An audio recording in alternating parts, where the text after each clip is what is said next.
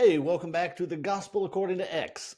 If you're a Christian, the fact is you know that social media has a major impact on the Christian faith. Sometimes it helps Christianity, but a whole lot more, it injures the gospel. On this show, I select what I thought was an interesting recent post, but I review it. Sometimes I agree with it, but I disagree with it a whole lot more than I do agree with it. So just remember, though, that what really matters is not what the post says or what I say about it. What matters is what the Bible actually teaches. My goal here is not to proselytize you into agreement with me. I want you to open your Bible, study it, learn the truth, and use the truth to follow God. So let's get started today. So, what did X say today? Today we have a post that actually has two posts in it. It says Smashing Bells, as you can see there on the screen, put up a post that says it is effeminate for men to get proposed to. In today's age, I'm assuming he means by women. That'd be a different discussion for a different day if that's what he was talking about. But he says it is effeminate for men to get opposed to. A response to it comes from someone named He Greater Than I. The username is J Tibbs. He says, in response to that, going to the Bible, he says, Ruth proposed to Boaz. What caught my eye here is what about this post was exactly the problem with so much of social media. You got two posts here, two tweets here that are what, 6, 7 words each kind of thing. And what you have here, in my estimation of things, is you have a mix of truth and not truth in the same thing. Let's start with the original one. I think I understand where Smash Bells is coming from. It's effeminate for men to get proposed to by women. That makes I think I understand where he's coming from, and largely I'm going to agree with it because this is not just if you take this as a universal post, yeah, as we'll talk about, we may have some problems with it. But if I understand, I don't know this poster at all, and just I've never seen the account before.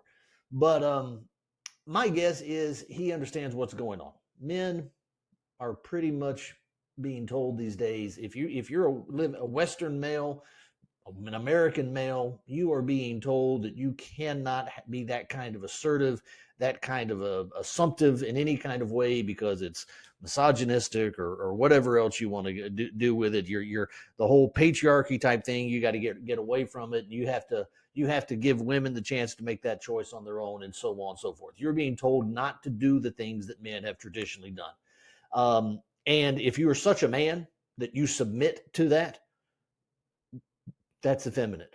You're going against that which is in our conduct, in our nature. God made us in a certain way. And yeah, if you give that up, yeah, that is you're succumbing to an attack on masculinity. Okay. Biblical masculinity. So if I don't know Smash Bells, I don't know the full post, but my guess would be that I'd probably have some agreement there.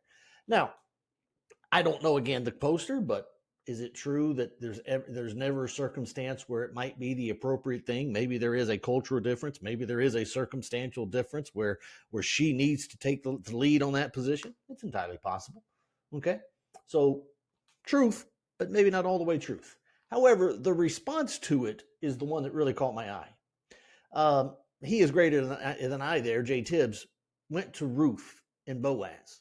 Now, if you open up your Bible and you read Ruth, you'll find that it is Ruth that in this part about it that Tibbs is right about.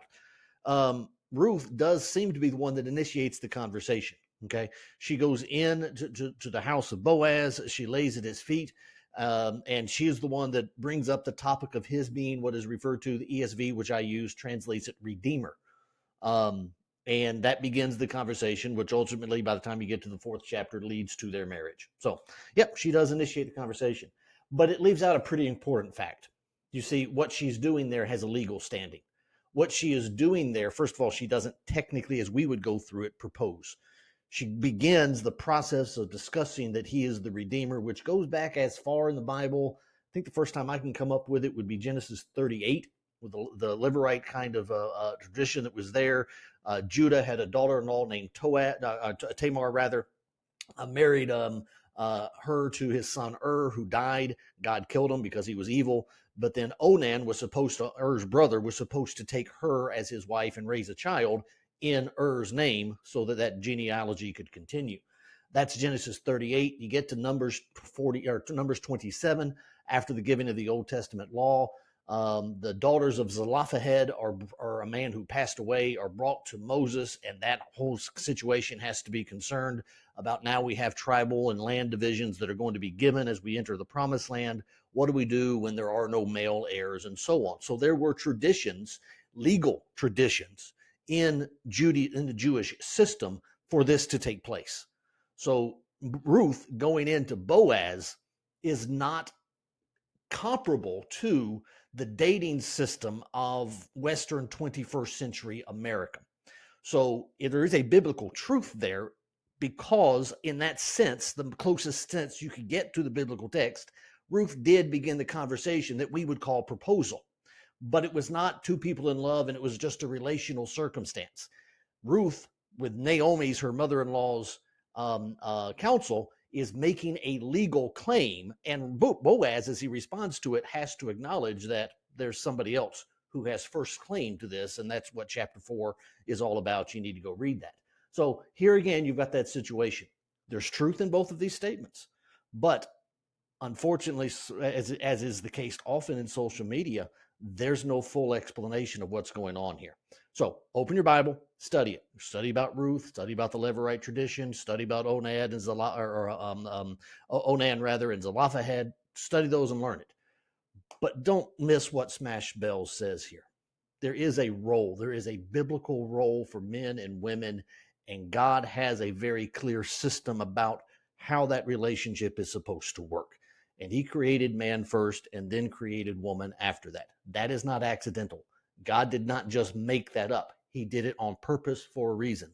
So men, be men, women, be women, have good relationships with each other, and when it's applicable, make sure you follow God's law. So in this instance, a little bit of a thumbs up, a little bit of a thumbs down, because they're both a little bit right.